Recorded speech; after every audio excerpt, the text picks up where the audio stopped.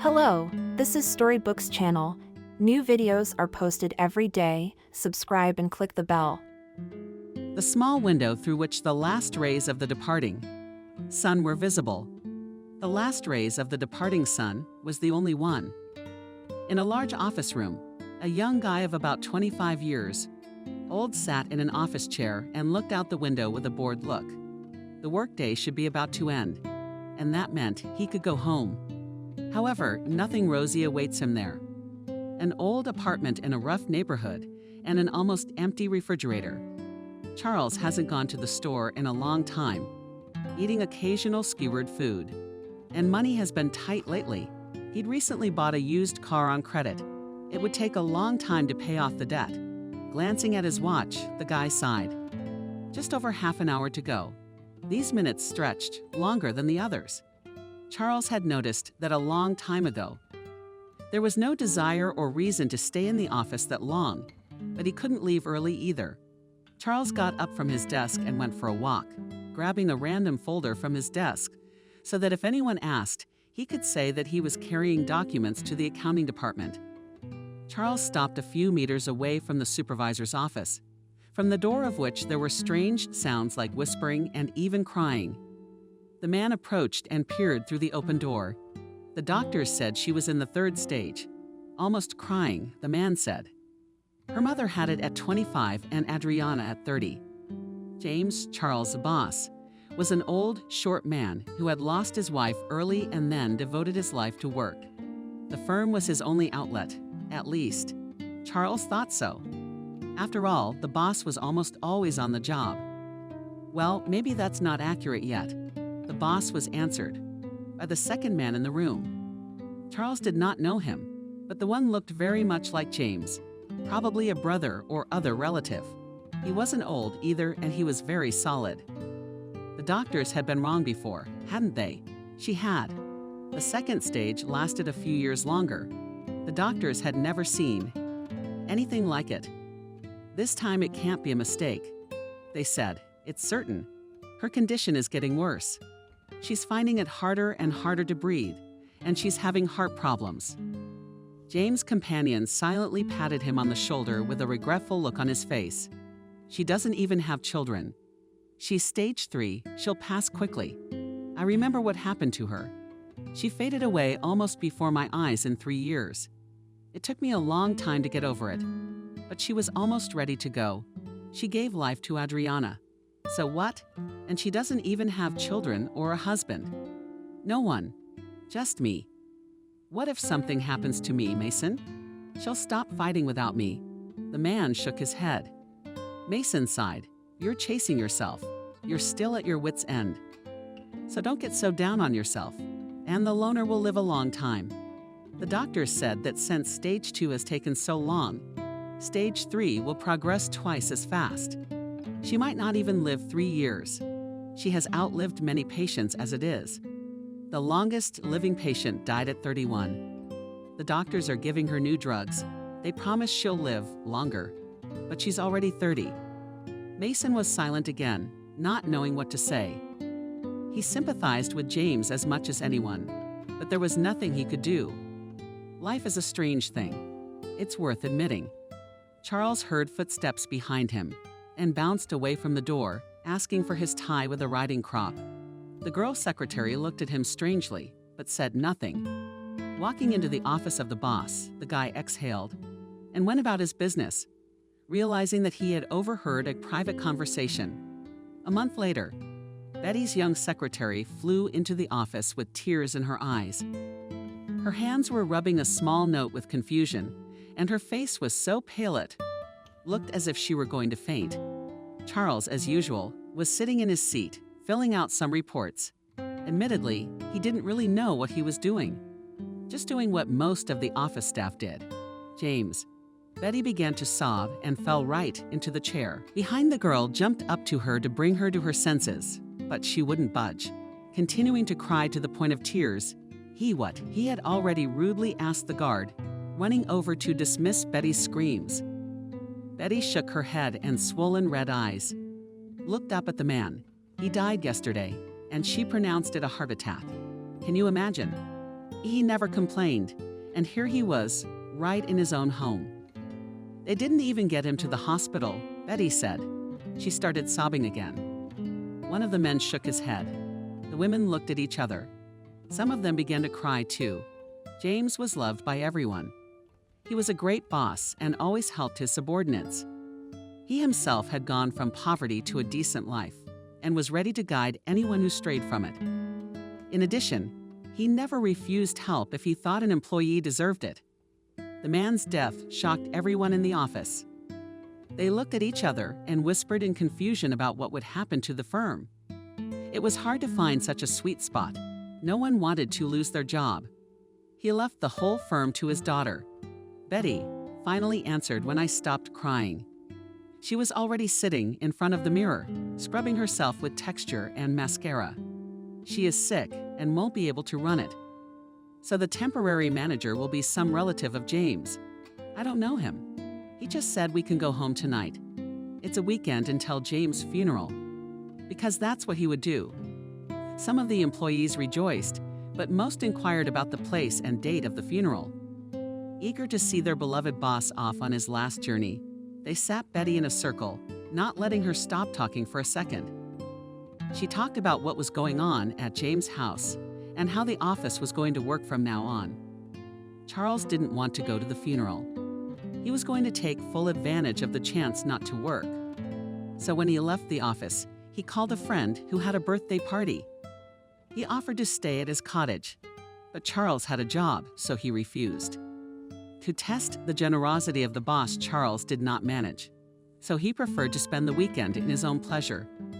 Dialing the number, the guy froze in the parking lot and stared at the screen. Betty's words about James's daughter, who was killing the house with grief, hopped into his head. Then an overheard conversation from months ago popped into his mind. An idea popped into the mind of the cunning Charles, and he decided to put it into action. He rushed back to the office. Almost everyone had already left. Only Betty stood outside James' office, sighing sorrowfully. The girl turned around and nodded. Will you give me the address of the funeral? Betty nodded and fumbled with something on her phone. She sent a text message. I thought you were going. You never liked James, but he was a good boss, Charles argued, and a good man. I should honor his memory. He left us so quickly. Betty began to cry again, leaning on Charles's shoulder. I'll post in the public chat room tomorrow. How much do we need for a wreath for James? We've decided to buy some generic ones, so we don't have to carry too much. I don't think his family's gonna be happy to have so many people there.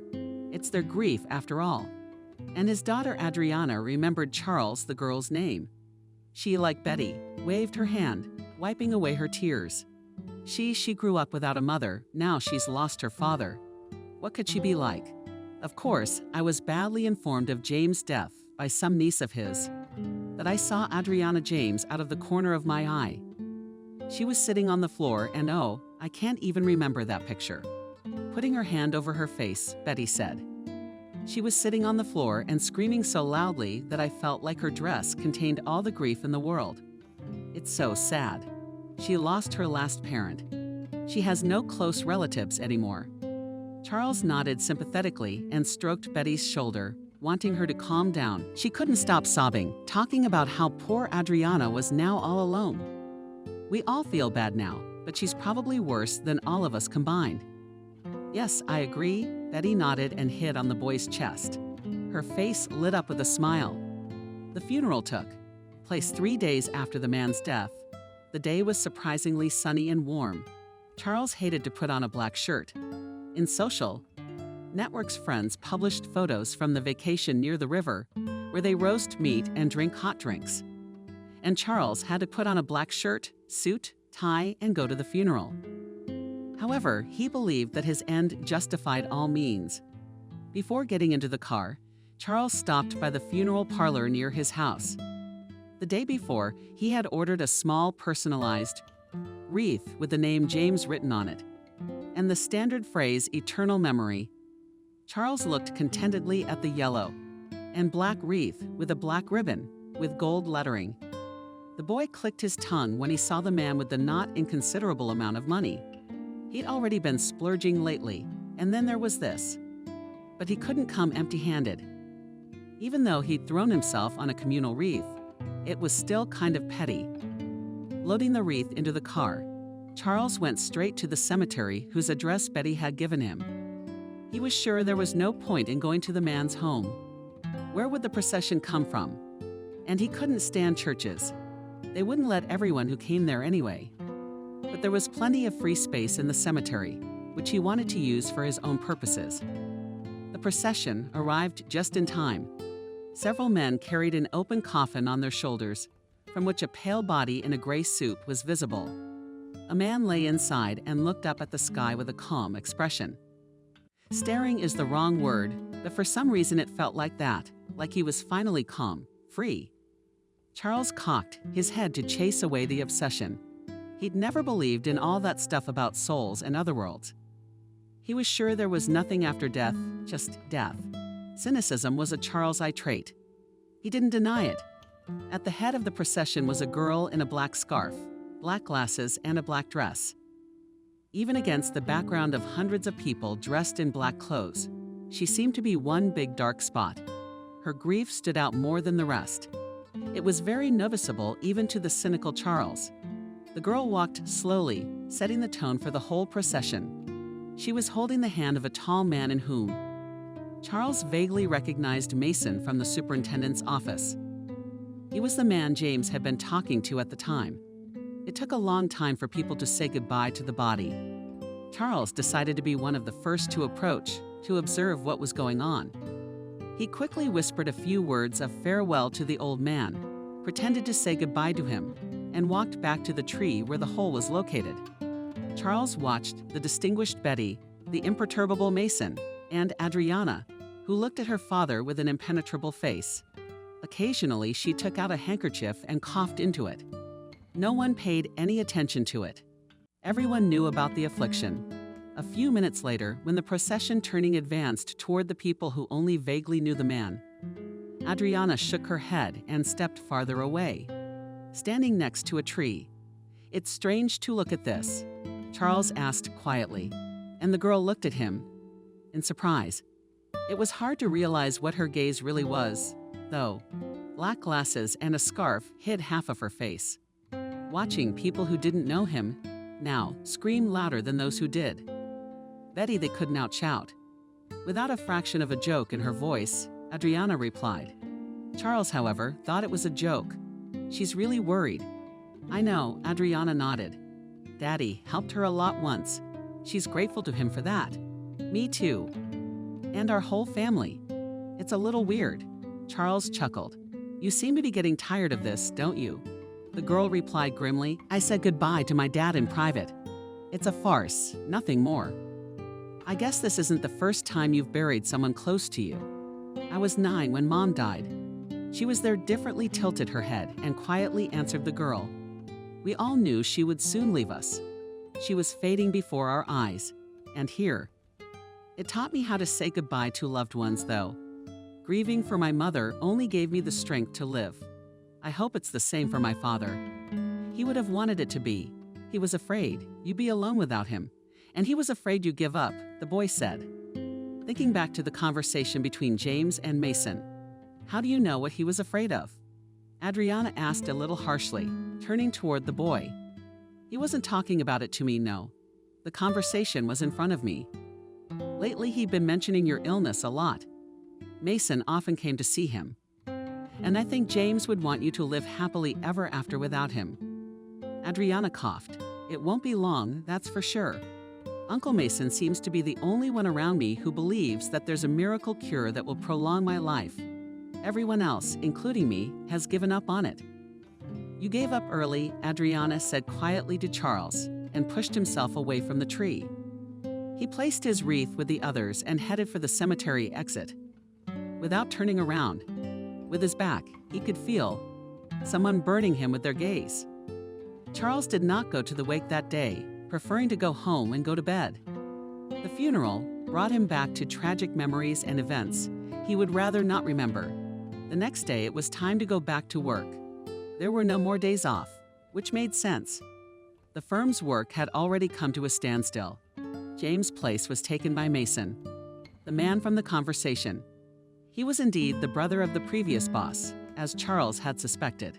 The official boss was Adriana. Mason said in a bass voice.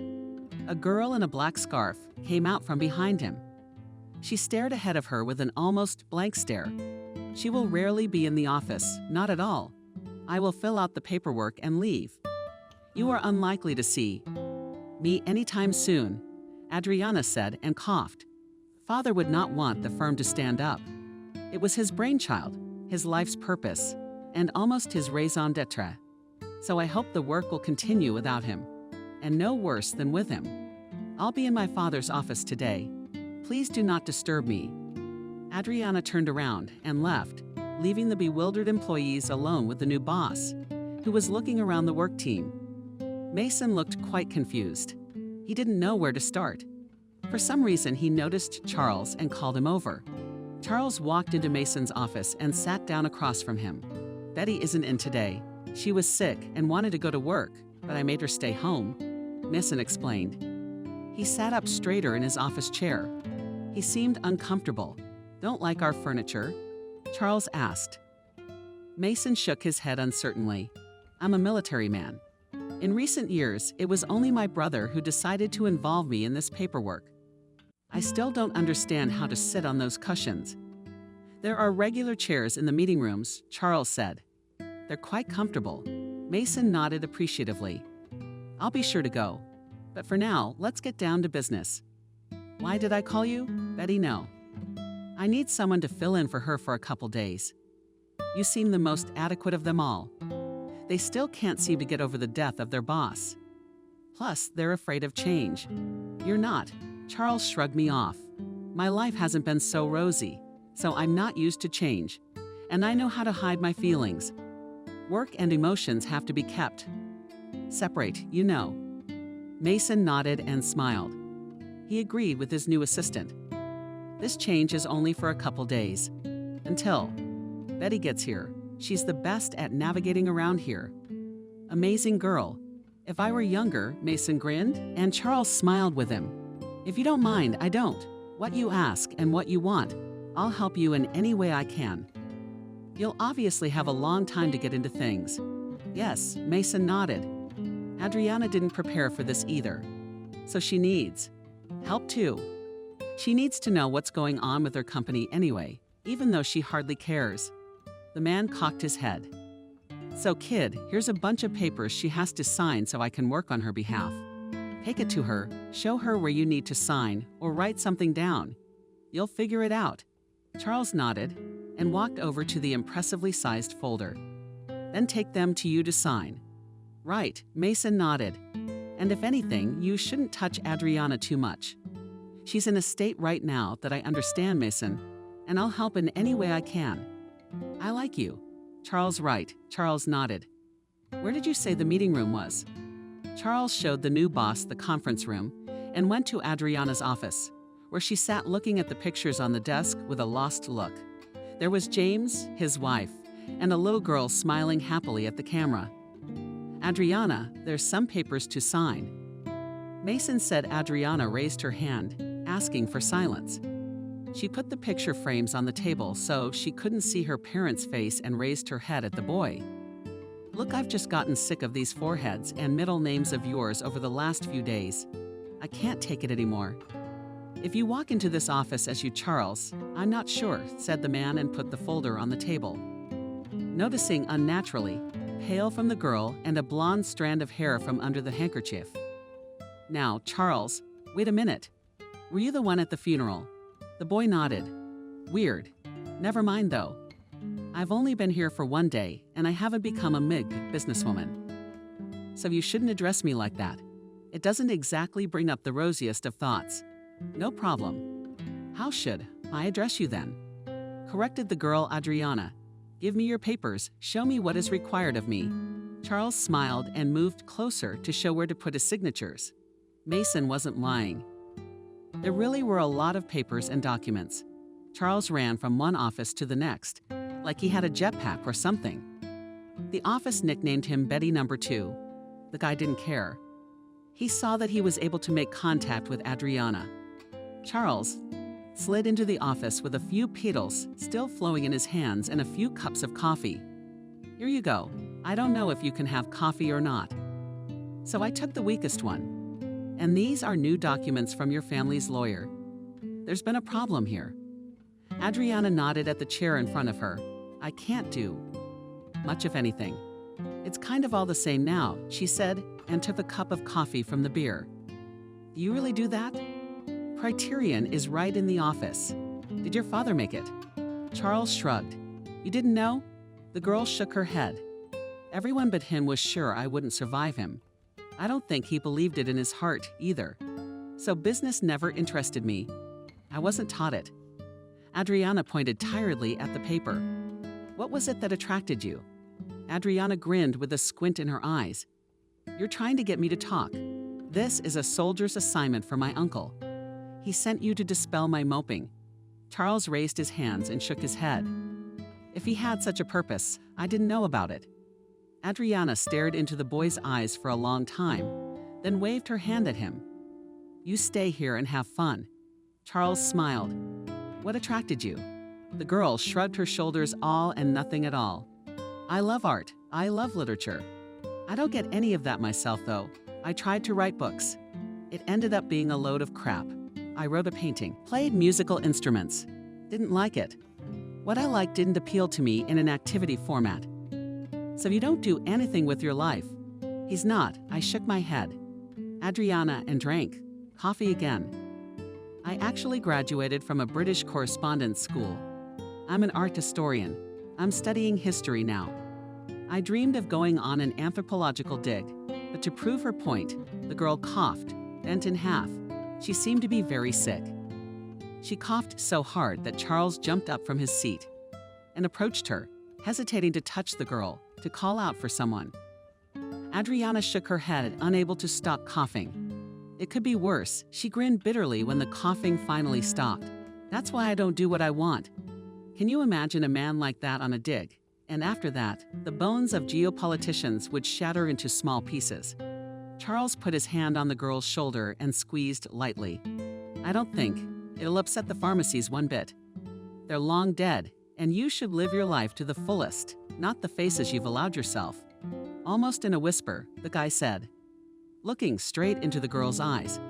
Adriana raised her head high, opening her mouth slightly. She listened carefully to the guy's words, following his emotions, which she copied on her face. "You exhaled a girl's breath. There in the cemetery. You sounded like you understood me. Did you really understand anything?" Charles nodded. "I've had tragedy in my life too. So I understand you, and a funeral where few people knew the man as you did. It hurts. Really, really, really hurts." The girl agreed, nodded, and closed her eyes from throwing herself on the chair. Her face became completely calm. She was breathing peacefully, her hands resting on her lap. "Thank you," she whispered after a few seconds. "You didn't hang around me with condolences, didn't sympathize or feel sorry for me. Even brought me coffee, which I can't have." Charles guiltily. She looked at the cup of coffee, assuming it was the coffee that had caused that violent coughing. "Fit. Bring the rest of the documents." Already louder, Adriana said and clapped her hands. Before leaving the office, Adriana didn't even say goodbye to Charles. The boy assumed that his hopes were unfounded. But then he found a red post-it on his desk with a phone number written in Adriana's hand. Charles had managed to memorize her handwriting. In the time it took them to fill out the paperwork, Charles hesitated to text her for a few days. But then he dialed her number, figuring that since she had left it, she wanted him to. There was another cough on the other side of the phone. Charles had read up on the girl's diagnosis. So now he knew. The coughing was far from the worst part. He sympathized with Adriana, knowing how difficult her life was. "Yeah, it's Charles. Hi. You left your number on my desk. That's how I knew it was my number." The girl exhaled. It might have looked like Charles, but she seemed to be smiling on the other side of the phone. "Of course, you're the only one with such a strong curlicue on the number 2. I've never seen it on anyone else." "Really?" Yeah, I've been trying to draw for a while. That's the only reason I took the class. Did you want something? You don't want to go out?" There was silence on the phone. Charles even started to worry. But then the coughing started again, and he realized that Adriana was trying to hold it back. "I'm sorry," the girl exhaled. "You don't have to apologize for that," Charles said. "It's not up to you. But people still don't like it when someone coughs in their ear. So what about your proposal? Where do you want to go?" "I want to go to the movies. I haven't been to a movie in a while. Just with my mom." "A movie? Great. I'll buy tickets and text you the time and address, and I'll be waiting." There was a long beep. Charles sat back in his chair and exhaled. It seemed that his crazy idea was starting to come true. His face lit up with a wide smile that showed his teeth, and was even a little frightening. The next day, Charles picked Adriana up at her house. He didn't know before where his boss lived. He was curious to see it. And though he didn't get inside, but what he saw had already impressed him. A 3-story house with a stone fence, a fountain with carved figures made of bushes, and a swimming pool, part of which looked out from the backyard. A swing and a hammock could be seen somewhere in the back, and a paved driveway led up to the house. Charles stared at the splendor so intently that he missed the moment Adriana came out to him. She probably meant to startle him, but she coughed. Charles turned sharply in her direction. The girl raised her hand, asking him not to come near her. "Don't. I'm used to it. I think I can handle it." The guy nodded and walked over to the car to open the door. Adriana lingered for the time being and got into the car. "Hi, by the way," she smiled embarrassedly. "Wasn't that a hello?" Charles smiled. Adriana laughed and adjusted her soft blue polka dot dress. Charles and Adriana went to the movie theater. The guy didn't say what kind of movie they would watch. Therefore, the girl was waiting for a surprise. They went into a small hall where children were sitting on the first seats. Charles led the companion to the back row. "Why are there children here?" Adriana was surprised. "Wait, you'll find out." A few minutes later, when the hall was half full and the lights were turned off, the screen came on. On the big white screen, there were drawn men running around. Adriana stunned. I looked at the guy, who was smiling broadly. Surprised. The girl nodded, a lot not sure what to choose. Therefore decided that Charles was unable to finish. Adriana hugged him and held him tightly against her. My mom and I also went and sat on the last rows, so as not to disturb anyone with my coughing her. Charles pulled the girl close to him. I'm glad you remembered her. It's important. It's important not to forget those who made us. Adriana nodded her head often. She seemed to be crying through everything. Let's watch the cartoon, or we'll miss the whole thing. The girl raised her crying head and smiled. The cartoon went by very quickly.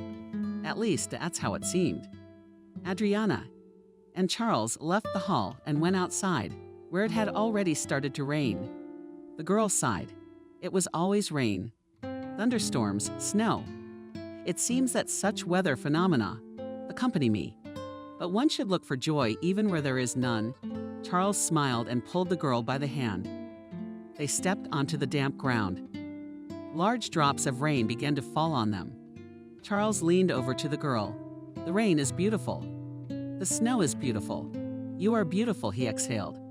Adriana opened her eyes wide, her makeup smeared with water, but she paid no attention. Looking straight into the eyes of the guy who couldn't take his eyes off her. Really? Charles didn't answer anything. He only leaned down and kissed the girl, making her believe him. And she did. She trusted him, melted into him. She fell in love. A year later, today is exactly 1 year since Adriana and I met. Charles said solemnly, clutching a glass of champagne.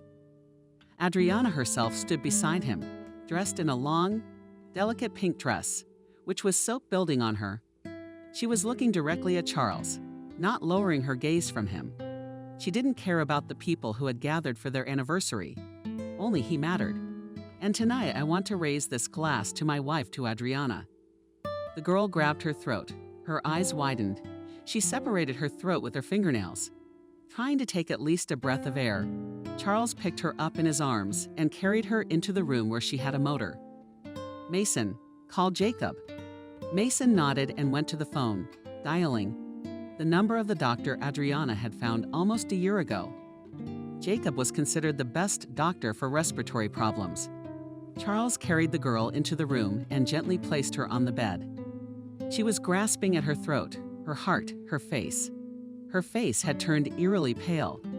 The guy fumbled on the floor and gave it to the girl. She put a mask over her face and calmed down a little. Charles squeezed his wife's hand worriedly, looking into her eyes. "I told you we shouldn't have this damn party. We could have done without him. You, Adriana, were breathing hard. You're the one who always says I am. That I should live life to the fullest. That's what Papa would have wanted." "Shut up," Charles ordered it. "Jacob said you shouldn't talk during the attacks.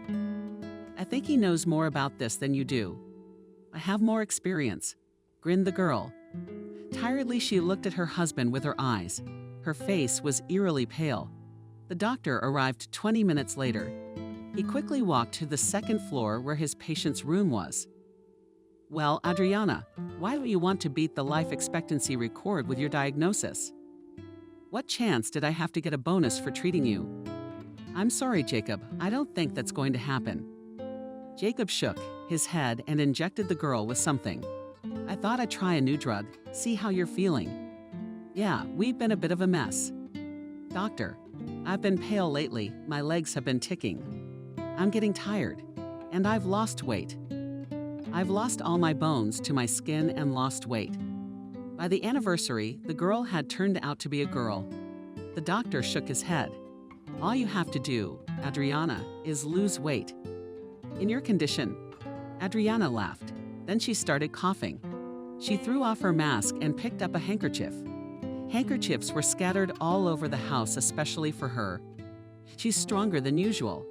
She herself realizes it perfectly well. When she took the handkerchief away from her face, everyone saw blood on it. The girl looked fearfully at her husband and the doctor. "There are attacks of suffocation. Just now," Charles spoke tensely. "Fear of death, shortness of breath, palpitations." Adriana began to peck fearfully. "I suspect you're developing a pulmonary heart condition. We should run other tests, of course, but it's common with this diagnosis." "Mom had it sadly," the girl said. "It was discovered shortly before she died." Charles squeezed his wife's hand. "And I've been working a lot on the farm lately. You'll need to hire a medical assistant to look after you, to help you, and give you shots," he concluded, looking at Jacob, who nodded in agreement. "Don't," Adriana said in a hoarse voice. "You have to," the doctor concluded. Kathy appeared at Adriana's house very quickly. She was a nurse who had worked with people like her for a long time. She knew what to do, knew how to give injections, and care for the sick. Adriana liked the girl right away. She was young and very intelligent. She often discussed books with her and told her about her trips to the theater, and sometimes even told her about unsuccessful dates.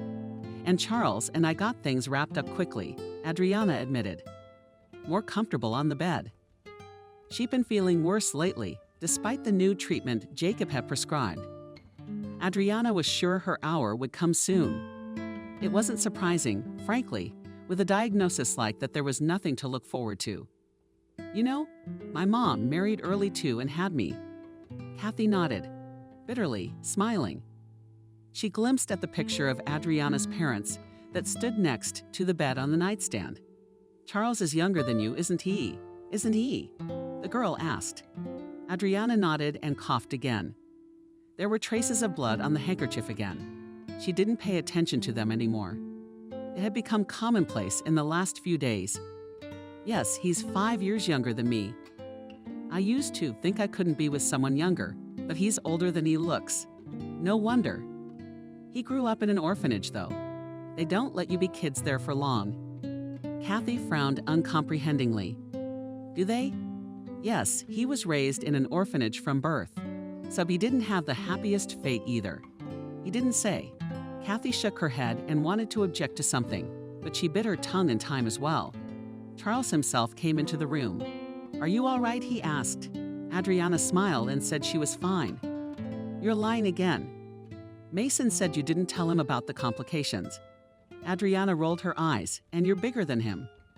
"Look, he'll tell you a lot. He's not young either. He shouldn't worry too much." Charles shook his head, sitting down next to his wife. "Jacob sent new prescriptions for the medicine. We'll make you feel better." "Adriana, you're a man," smiled. She'd lost a lot of weight in the last few weeks, gone dead pale. Her cheekbones really stood out. Her lips were a pale pink color, almost colorless. The girl constantly grasping her throat, struggling with choking. And after short walks, she was getting shortness of breath, which she was very ashamed of. Nothing would help anymore. The girl shook her head. "My mom was also filled with drugs, but the disease has taken its toll. So there's no point in even trying." Kathy turned away, hiding her eyes. She was afraid to look at her charges. "Loan, you what?" Charles asked quietly, squeezing his wife's hand. "You always knew how to fight. We have to keep going." Adriana nodded deeply and exhaled noisily. She seemed tired of everything. "I want to sleep. Leave me alone. I was up all night, coughing. By the way, how did the negotiations with the French go?" "Good. I couldn't sleep in the cottage where we stayed. I'm not used to it. Take the day off. I think Uncle Mason can manage without you, especially since Betty is there." Charles nodded. "We'll see. Go back to sleep now," Kathy called out. Charles left the room. "It's okay." The girl's stiff, not sure what to say. "The meds aren't working at all, you know. It's like they're nothing. I've worked with patients like that. The shots are supposed to relieve the symptoms, do something. But here it's like there's no treatment at all.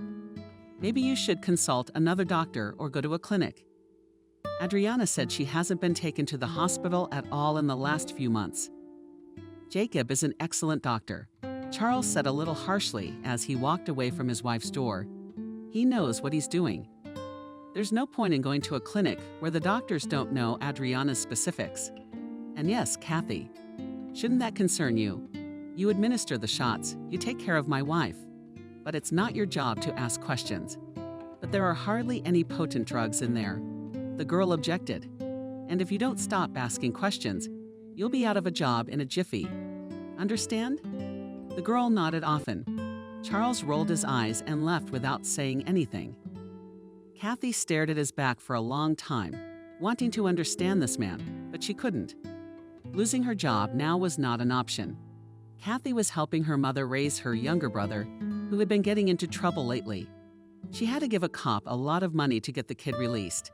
Kathy got into debt, had to pay them back. In addition to taking care of Adriana, the girl's duties included preparing equipment for her and various devices that helped her to breathe and not suffocate. So now Kathy went to a separate room where there were several frames and exercise machines. Adriana rarely went there, but the doctor had told her to visit this room often. Kathy was changing the mask on the tear when she heard shouting outside the door. She jumped out into the hallway and saw the door to Charles' office open. Kathy looked around. No one was there. Careful not to be heard, she stepped closer, leaning in. "Listen to me. This is my wife. I know best what doctors and medications she needs. I don't care about your innovations. You just give my wife all these names to hope for a longer life. And I don't believe in your new remedies that can cure her. That's it. Goodbye." Charles tossed the phone aside and breathed heavily, leaning on the desk. He dialed a number and put the other phone to his ear. With his fingers squeezed, carried it over. The guy looked very tired. "5. Hi. What's up? How's it going? Did the clinic call you too, offering you some newfangled meds?"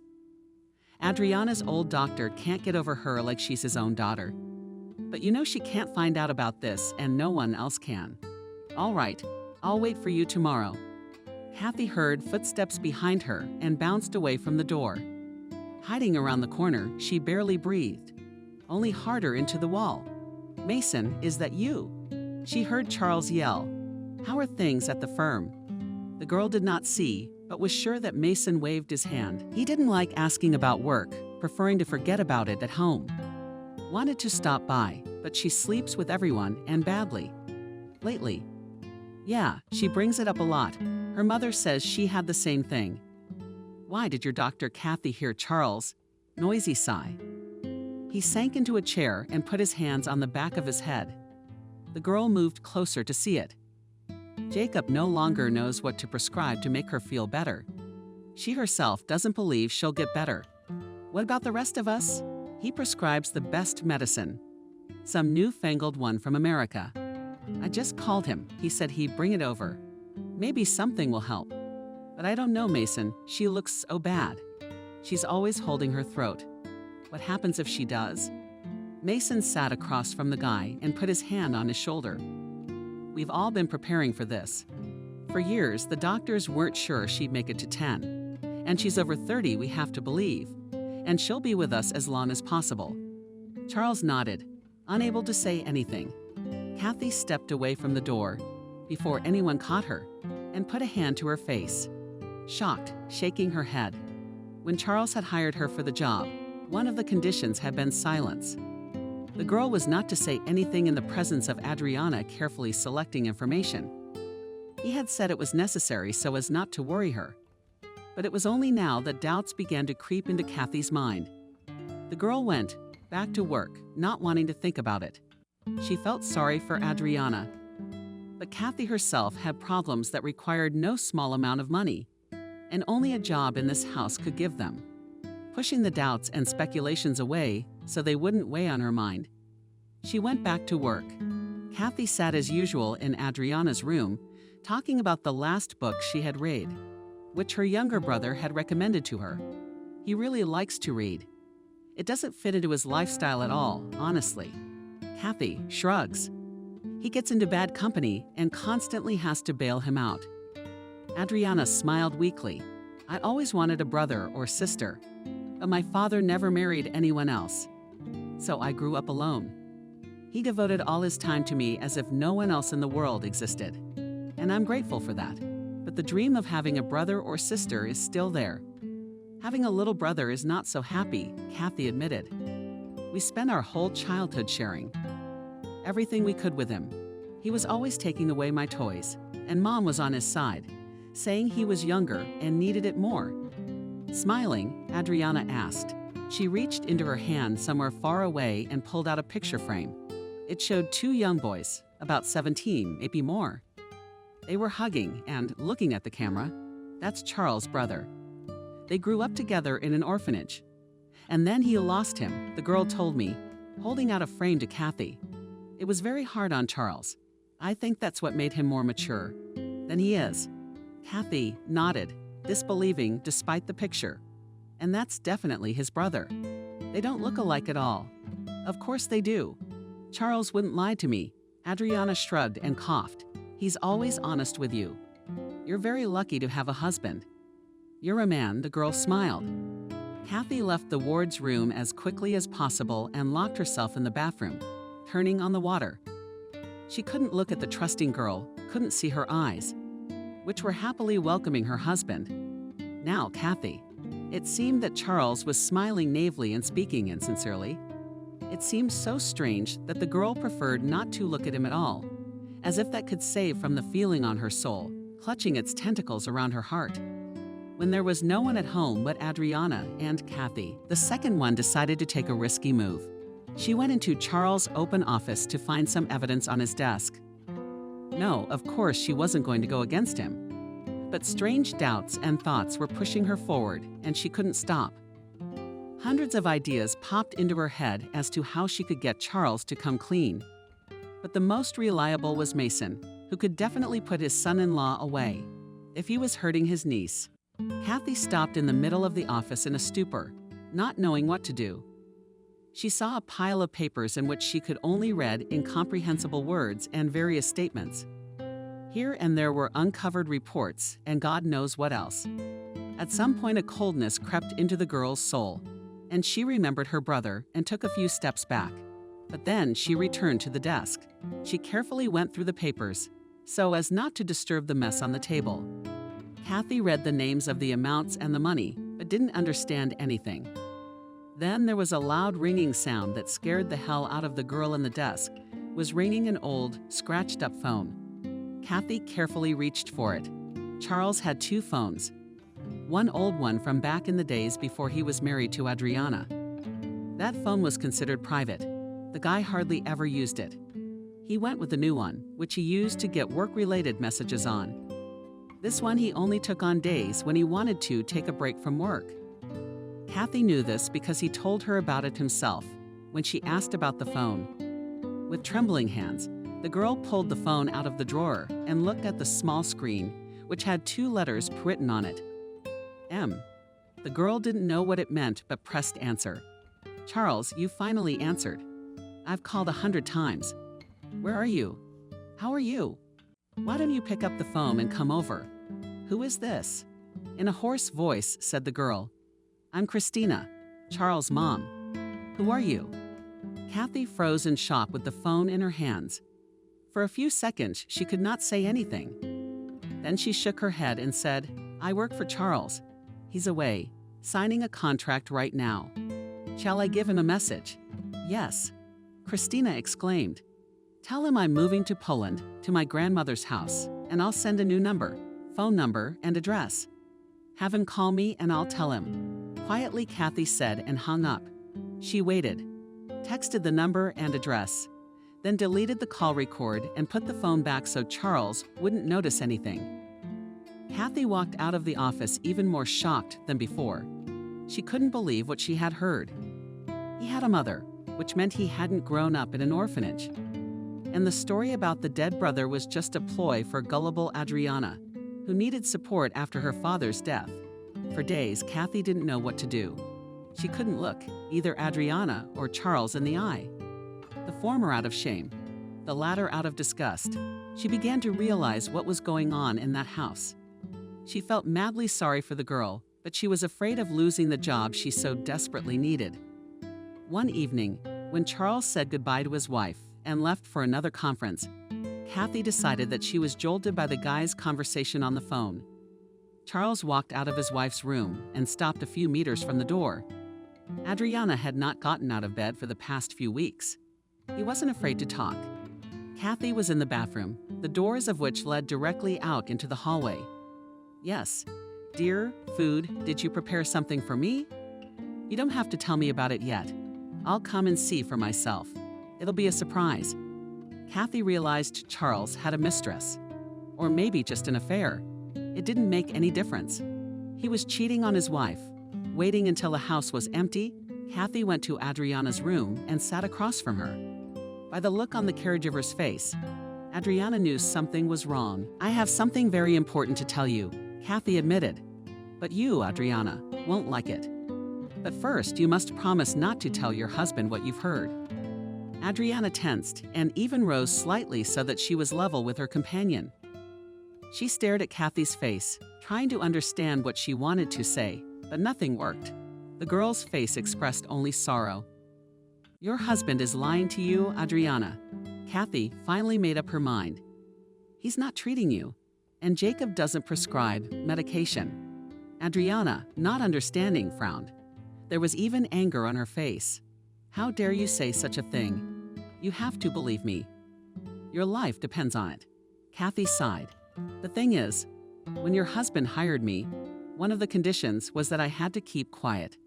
I had to keep quiet about what I see in this house, what I hear and guess.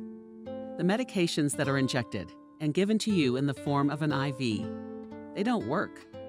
Not because your body doesn't want to heal, but because they are pacifiers, vitamins, placebos. They're all necessary to maintain the farce of your treatment. What are you talking about? Adriana exclaimed and coughed.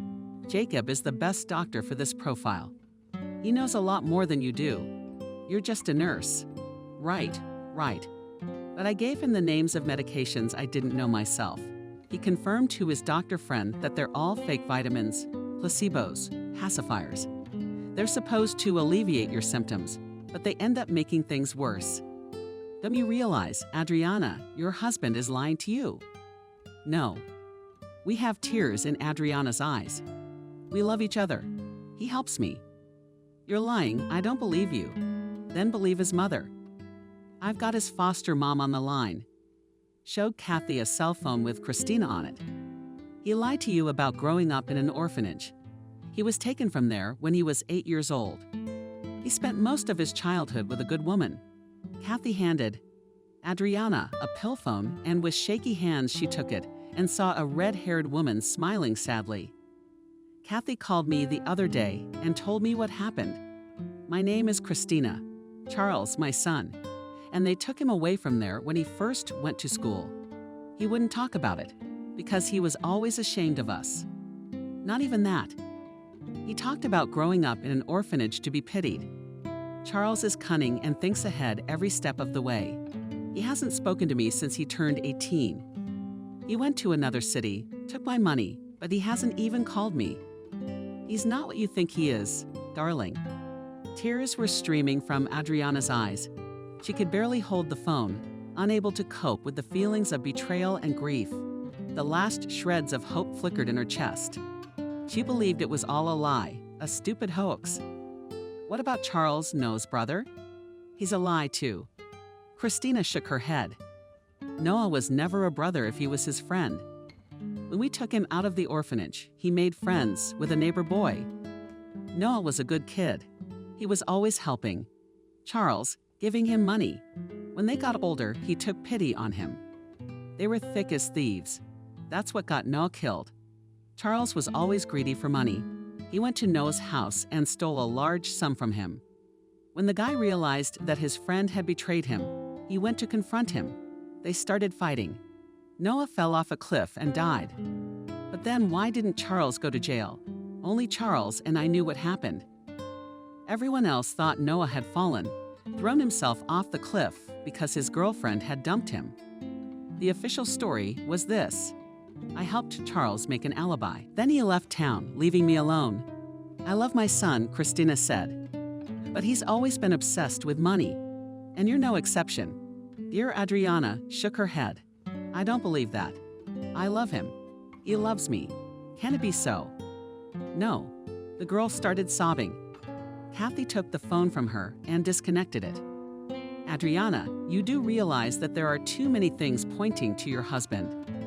Did Adriana shake her head? No, that's not it at all. He loves me. Look, Adriana, let's do this. I have a plan. If Charles is a good man, you'll understand that. And if he's not, Charles sank tiredly into a chair in his office. He had managed to sign an important contract, which would now significantly increase the firm's income. The guy looked at his account and could not hold back a smile. Had his plan really worked? It seemed incredible. On the large oak desk lay a stack of letters. They had probably been brought in by the governess. Most of the letters were work-related or mere advertisements. Charles looked through them half-heartedly and discarded almost all of them. Everyone who needed it wrote electronically. One email caught the boy's attention more than the others. It didn't look like an advertisement or anything. It was just like the letters they'd written before. He hadn't seen one of those in a long time. The envelope had a foreign address and an unfamiliar name on it. Taking a stationery knife from his desk, Charles unsealed the envelope. He took out a massive letter written in small, unfamiliar handwriting and began to read it. Dear Charles, hello. I'm writing to you from sunny France, your own mother. My name is Eugene, or Eugenia in Russian. Many years ago, when I was very young, I had a son. I named him Charles, but I had to put him in an orphanage because otherwise my whole career would have collapsed. And I realize that years from now, you probably won't forgive me. But I would love to see my son, who has probably accomplished a lot. I sincerely and with all the regret of the world apologize for your childhood. At the end of May, I will be passing through Russia to remember my youth. In the envelope, there is a leaf with the address. If you suddenly want to, come and see me. I will be glad to see you with love and hope for forgiveness. Your mother. Charles, shocked, opened his mouth in surprise. At first, he thought it was a stupid joke and someone was playing a trick on him. But the envelope was real. He called the governess to find out where the letters had come from. She admitted that the letter carrier had brought them and had not even had time to put them in the box. The boy returned to the study and looked around the room confusedly. He didn't know whether he should believe the letter or not, but then he decided that it couldn't be worse. Calling his assistant, he asked her to cancel all plans for the day when Eugen would be in Russia. Charles intended to meet his mother. There was not much time left before the meeting. The guy stood with a small bouquet of flowers, which now seemed to him quite inappropriate for a French lady. Jean was to come to the central park of the city, where the fountain was already running. Charles could not wait for her, realizing that perhaps for the first time in 26 years he would see his own mother, who had long ago abandoned him in an orphanage. He remembered hating her for that, but now the hatred was gone. Only curiosity remained. There was also a strange feeling of hope in his chest. It was probably due to the fact that I was writing from France, which meant I was not poor. Charles saw Eugen at once, a short woman with elegant hair. She walked along the promenade, heels clacking. Her wide dress flowed lightly in the wind, and her slightly swarthy skin seemed so irrational against everything else. It was as if this woman was waiting for applause or paparazzi. There was no other way to explain her gait and facial expression. Slowly, she approached Charles and looked at him carefully. Charles asked the woman with an obvious French accent. The boy nodded, and the woman gave him an almost weightless hug. "Let's take a walk, shall we? Come on. You shouldn't address me so formally. I'm your mom. We should be friends, you know." Charles nodded and took me under his arm, leading me down the embankment. I haven't been to Russia in so long it's strange to be here again. Would you like to go to France? Yes, I would like to, hesitantly answered the boy. Splendid, exclaimed the woman. Let's go there, as soon as I finish my business in Russia. But I have a job, and my wife is reducing us enough of my money. My husband is of glorious memory. He died recently and left me a large inheritance. I will be happy to share it with my son. After all, I am so guilty to you, mon cher. Charles nodded, not knowing how to react to the woman's words. She said some very attractive things, but he had no idea whether she was telling the truth. You will walk me to the Hotel Charles, of course? Ah, call me mom or mommy, whatever you like, and let you tell me about yourself and your life while we walk around. Charles nodded and began to tell me about his life and childhood in colors, explaining how he had a hard time in the orphanage and then suddenly accused him of stealing and died. I saw him die. Mom, it was so awful. I had no one dearer to me, and he just died, you know? Eugen listened to her son with interest, interjecting almost every word. She wanted to get closer to him, and Charles didn't mind. Hearing the smell of the widow's inheritance, Charles told almost everything about her childhood, her wife, and her new job. Of course, with a few embellishments and a few omissions. I'm so sorry for you. Your life wasn't sweet enough. And now you've got a sick wife. You're such an honorable Charles. She must be very grateful to you. Yes, I suppose she is. Adriana's a lovely girl, but she's older than I am, and I can't leave her like this. I understand, Charles. You're so kind. It's wonderful. With such a childhood, you've cultivated noble qualities. I am proud of my son, Eugen said loudly. Charles smiled and looked at the place they had come to. It was the most expensive hotel. The city showed him his room, which was the most expensive in the hotel. The boy was convinced that his mother was not poor. A new plan began to form in his head. I'll call you Charles so we can meet. You have to think about my offer. You hear me? Yes, Mom, we will. The house was empty again, except for Adriana and Kathy. The housekeeper had already left, and Charles had not yet arrived. Mason rarely looked in on his niece's house, unable to bear to watch her torment. Kathy walked to the emergency exit and beckoned to someone. It was a man in his 40s with dark hair and glasses. He slowly followed Kathy. I thought you were playing a trick on me. When I told this strange and unlikely story, the man said quietly, You don't have to whisper in the house. There's no one here. I checked. Let's go to her rooms on the second floor. And remember the entreaty. No one can know about what you saw here. I see. Sometimes you scare me. Kathy. The girl said nothing to the man in his room or his ward. Her name is Adriana. I think you can just call her Adriana. She got cystic fibrosis from her mother. There seems to be a gene in her father's lineage. Anyway, it doesn't matter. Her mother died before she was 30. Adriana's 31 now. More than a year ago, her father's death really crippled her.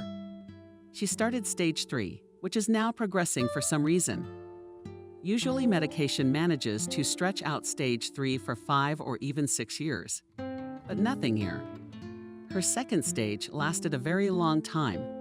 The doctors thought there would be such a sudden spike, but I think it's more than that. Remember the name of the medications I sent you? The man nodded. They were prescribed by her doctor. But I think at her stage, there should be slightly different medications, not just blood thinners and vitamins. That's a strange thing to say. Should you examine her? You don't think she's being treated on purpose?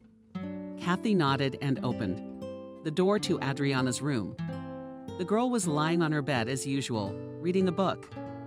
Lately, she was getting tired of even just reading. Sometimes Kathy did it out loud. Adriana, this is Liam. He's a pulmonologist who deals with genetic diseases. I worked with him at the hospital, and afterwards I was a nurse to his patients and him, and his qualifications, I'm sure. Adriana put the book aside and coughed. Air was desperately short of breath, but she tried to breathe fully to get on with her life, if only to find out the truth. Kathy had just the perfect plan. Hello, Liam and Adriana. You could just call it Adriana for all I care anymore. Liam sat down next to them and began his inspection. Then he read the chart from Adriana that Jacob had left behind on his last visit. The man listened to the patient, asking her to open her mouth for air. Asked about herself, asked again about symptoms and other things. Is this medicine? The man asked, pointing to a plastic clear box with infections from the solution and stuff. Kathy nodded. Liam opened the box and shook his head. There's nothing in here to at least relieve the symptoms. Besides, there are plenty of drugs now that not only relieve symptoms, but also prolong patients' lives. Kathy told me that your husband was offered some new American drug. It's not a myth. It's real. It's not exactly American. Scientists from several countries fought to create something that could extend the lives of people like you. Charles said no. Adriana asked and breathed heavily, grabbing her throat. Hush, hush. Liam said in a low voice, taking the girl's hands and squeezing them with his palms. You have to fight for your own sake, to outlive your husband, and prove that you are worthy of something. Adriana looked into the doctor's brown eyes and could not believe what she heard. He was talking nonsense. Could her? Charles had betrayed her. Could he really want her dead? She didn't want to believe it. In her heart, she blamed Kathy for everything. And frankly, she hoped that she was deceiving her for some selfish purpose. From that day on, Kathy began looking for ways to bring Liam in. He assured her that the girl should be taken to the hospital. But she waited for the end of Kathy's experiment. Kathy, in the kind and trusting souls of Adriana, warmed hope that all this would turn out to be a farce. She believed in a happy outcome, no matter what. Liam had prescribed Adriana some good medication, after which she felt a little better. However, on Kathy's advice, she decided to hide it from her husband so that he would not realize the double game. Charles was looking forward to meeting the mother of the wife, madly liked him. She was a little over 50, but she seemed younger. The guy did not experience a crisis, but in them feelings should be recognized. It was hardly possible at all. Since childhood, he had hated her for abandoning her child. Over time, he managed to turn hatred into cunning and lust for profit, which the guy constantly used. It was these qualities and desire that had led him to success more than once. In the past, his success had come right off the hook. But now Charles had two lucrative paths, and he was still thinking about which one was more profitable. Eugene called shortly afterward, setting up a meeting at an expensive restaurant. She warned her son about the dress code and reminded him of her offer, saying she was waiting to hear back from him. Charles wore his best suit, bought for a trip to the theater for a musical with his wife. Adriana had picked out the costume herself, and she had excellent taste. You can't take that away from her. The boy once again canceled all business and went to meet his mother. He was in anticipation in advance, ran through a list of questions for the French relative. So, incidentally, appeared in his life. His wife was waiting for his son inside, sitting in the farthest corner under the dim light of the lamps. There were a few people around, talking quietly among themselves. The wife appeared at the sight of her son again, almost weightless, hugged him, and asked him to sit down, ordering whatever you wanted. "I'm crying," Monsieur splashed her hands, pronounced the woman. Called the pretty waiter. Charles placed a small order of medium rare, steak, and a specialty pate. It was based on the chef's recipe, which was highly praised at one time by the guy's partners, with whom he had a contract. They had dined at this very place back then, but he hadn't gotten to taste anything but water. Him. "I've been thinking about you all day and how I can help you. After all, I came here for a reason. The inheritance I received from my husband needs to be passed on to someone. It's too big to disappear without a trace. And my health has not been good lately. My husband was older, but not by much. He wasn't even 60. His passing made me think about moving on. We didn't have kids. He didn't want any. And I didn't want any. But now there's no one to pass on everything we've gained. There aren't even any nephews who would rush to tear the inheritance apart. I was alone in a big French house. And I remembered you. It's like the goddess sent me a vision of you, and I can't just leave you here with your dying wife in my arms. It's not right, but Mom wanted to argue. Charles, don't ever argue with me. I have a wonderful neighbor daughter in France who's just a great girl. She flutters, not walks. She's into art, painting. And her mother is a rich widow. Like me, it would be a splendid union. Besides, she's always dreamed of meeting a Russian. There's a real lack of noble and unselfish men in France, like you. But your wife's relatives aren't selfless, mon cher.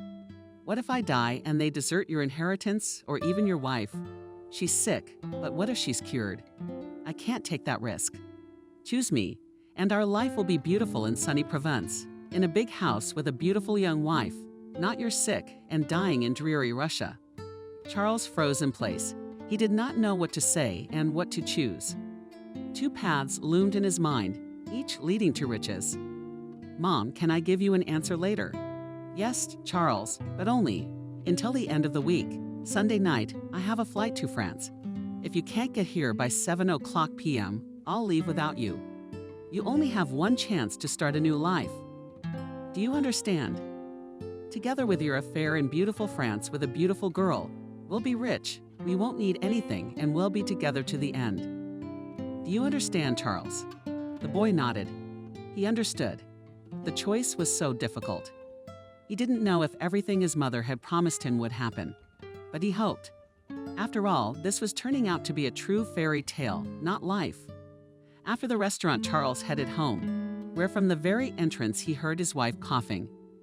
Mason's lamentations about the difficulties at work.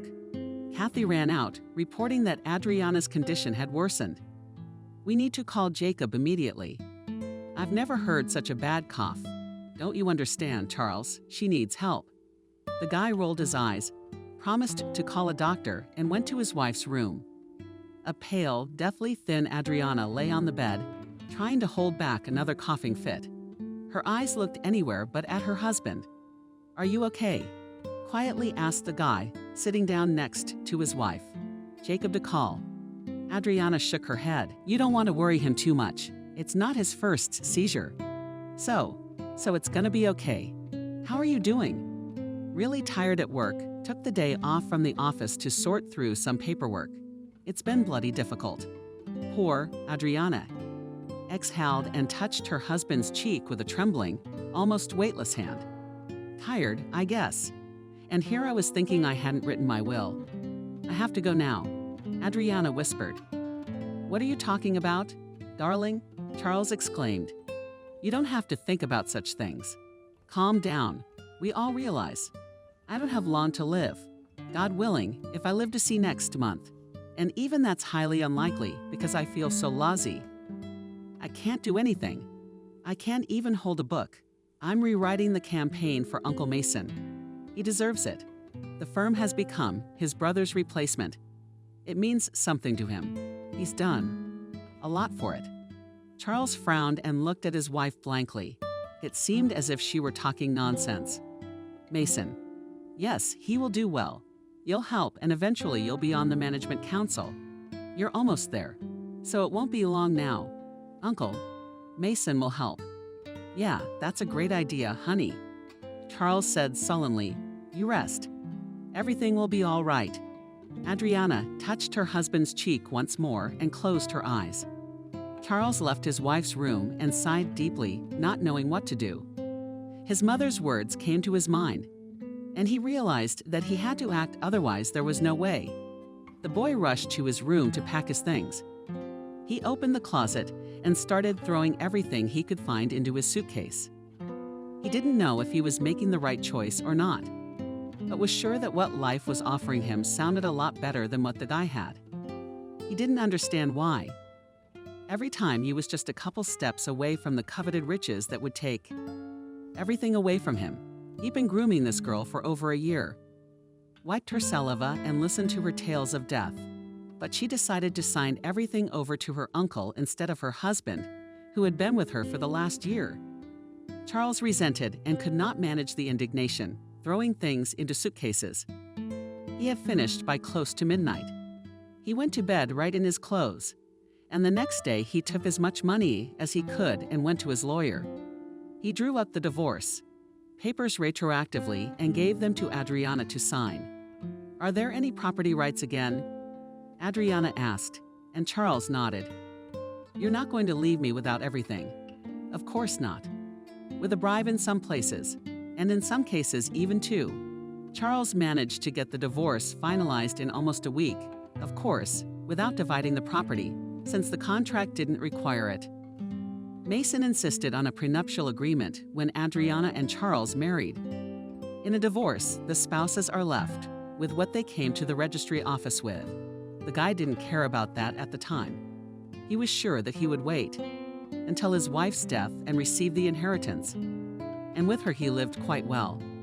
He received a good income, and in return he just went to his wife for a couple of minutes. Of course, if he'd had the chance, Charles would have taken some of the property and the company. But there was no time for that. On the day the flight was to take place, Charles called his wife, who said she had a ticket for her son. The plane was a few hours away, and Charles decided to say goodbye to Adriana. He went into her room with a suitcase. Here he held out to the girl the divorce certificate.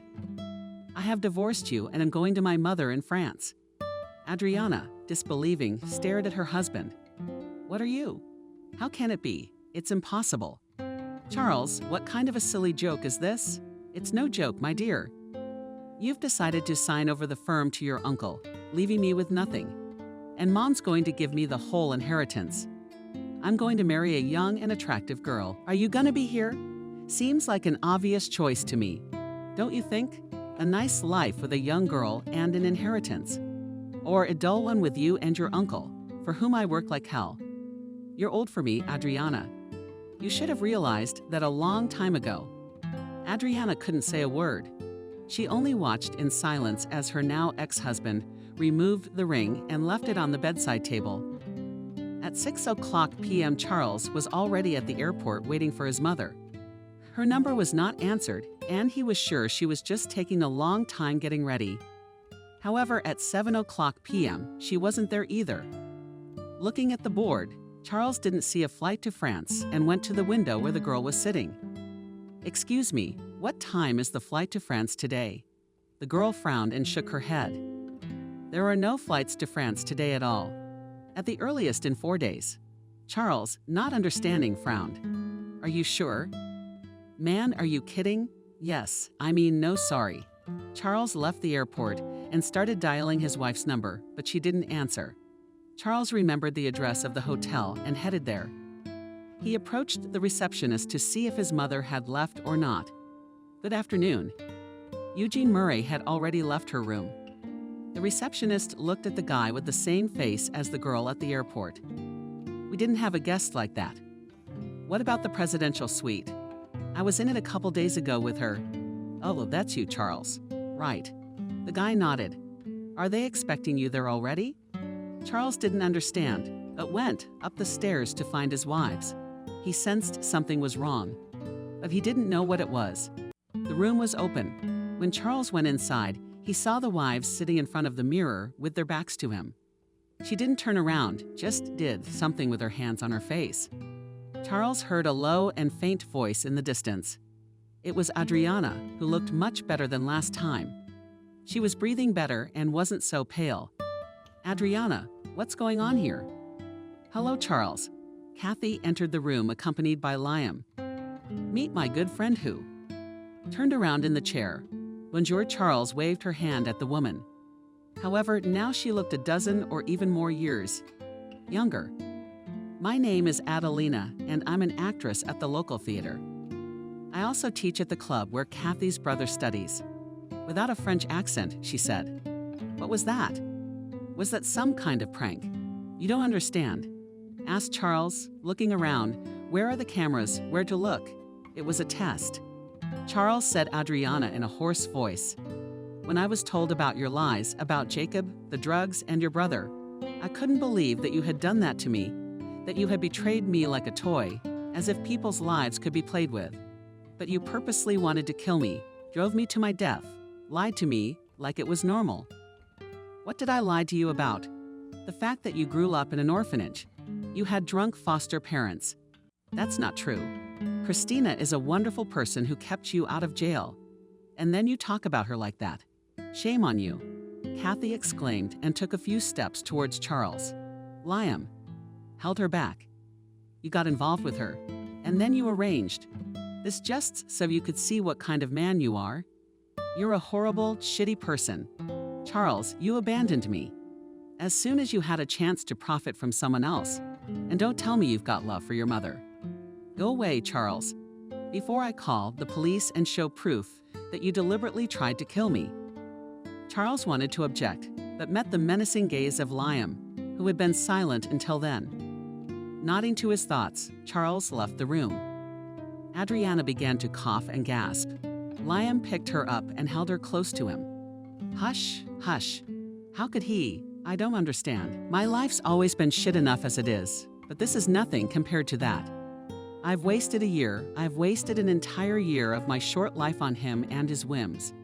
It's all gonna be okay. I promise. 6 months later, the backyard of the big and 3-story house was full of guests, celebrating Adriana's 32nd birthday, which was officially a record for longevity at and with her diagnosis. Doctors only spread their hands at the sight of this girl who was not going to die yet. The birthday girl herself stood on the balcony and looked around at the guests. She was wearing a beautiful stockade dress. It was built to her figure, perfectly highlighting her bright eyes. Behind the girl stood Liam in a suit. He was waiting for the girl to be ready to come out to the guests. Everyone is already gathered. Let's go. 32. All the doctors said I wouldn't live. I didn't say that. You're the only one who's happy. You were right. Liam came closer and put his arm around the girl's waist. I'm always right. You'll live for years to come. I promise you that, and I'll do everything I can to make it happen. Really? Asked Adriana. Really? Answered Liam and hugged the girl. Do you know that I never lie? The conversation between Liam and Adriana was interrupted by Kathy. She flew into the room and with wide eyes looked at them there. There Liam stepped away from Adriana and, not understanding, frowned. Who's Charles? Kathy exhaled, pointing to the door. He's here. Adriana lifted her chin high and exhaled, trying to calm down in silence. She walked to where Kathy pointed. Charles stood outside the door with a small bouquet of flowers. He was all insulted, as if he had gotten shorter and shallower a little. Adriana looked at him in disgust. Her heart ached. What do you want from me? Adriana, I remembered it was your birthday and I came. I'm so glad you're still alive. Not by your efforts, you know. The girl grinned bitterly. On the contrary, in spite of it. Did the medicine help? Yes, they did. So what happened? You ran out of stolen money, so you decided to double-cross me again and take it. Charles shook his head. We loved each other. Adriana laughed. I loved you, but you didn't. You took advantage of me. Wanted me dead. Almost made it happen. The girl spoke through her tears. And now you want it all back. After what you've done, there's no going back, you know. Charles opened his mouth to say something, but Liam entered the room. He flashed his eyes and hugged the girl from behind. Go away. Otherwise, we won't just call the police. We'll call Mason, who's ready to break your neck with his bare hands after what you did to his niece. Liam spoke calmly and even slowly. Charles glared silently, threw the bouquet at Adriana's feet, and left, slamming the door loudly. I think I'm ready to go out now, she smiled and took a step toward the dining room where everyone was gathered. Liam took her under his arm to escort her. The foreign medication had helped Adriana a great deal. She lived to be 40 years old, outliving everyone who had been sick before her. Used to have this terrible disease, to give birth to children.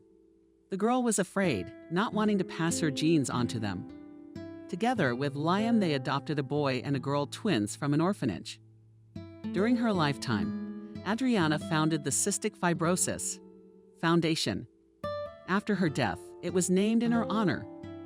Liam and their children continued Adriana's work, helping patients and raising money for research. Thanks to the foundation, they were able to create a cure that prolonged the lives of the sick. Kathy took a job at Liam's hospital and afterward began working for the foundation, traveling to cities and even countries. She pulled her brother out of bad company and, on Adeline's advice, sent him to study at a theater school. Mason continued his brother's work, but only with his niece's consent did he abandon her idea of transferring ownership. What about Charles? No one had heard of him. He didn't show any sign of it, probably laying low somewhere or something terrible happened to him. No one ever remembered him, though. Life's too short to waste on people like him.